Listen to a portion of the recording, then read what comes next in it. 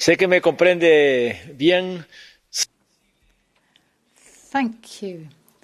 I would like to ask you a question about a related matter, a matter related really to this structure of this question time.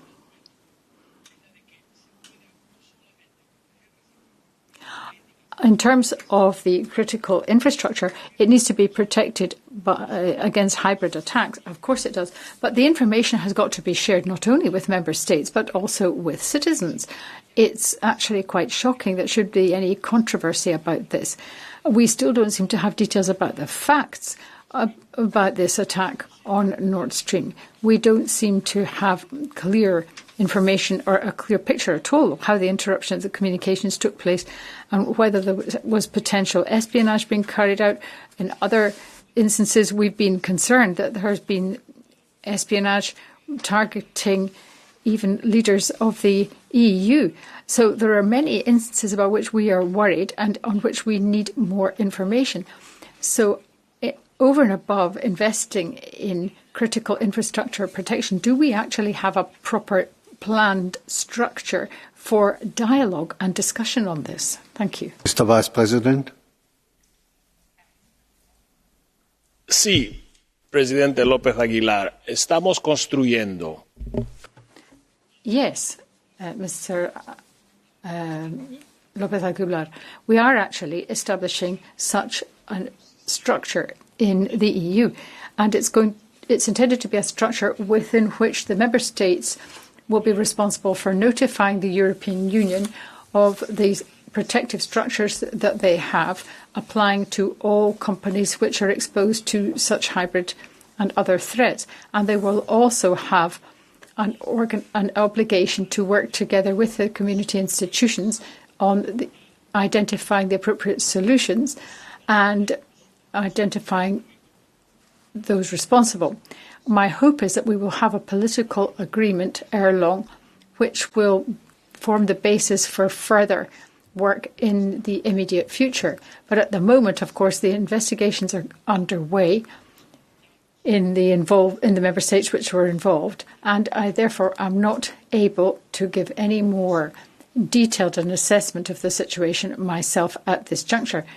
I don't feel that I have the information in a format which I can share with you in any greater detail at this point.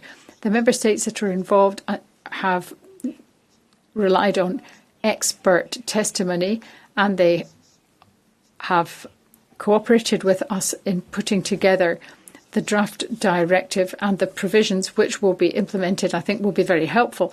The initial meetings we've had with experts definitely show that the member states are making progress and that they realise the benefit that there is in working together in instances such as this. Mr. Lopez.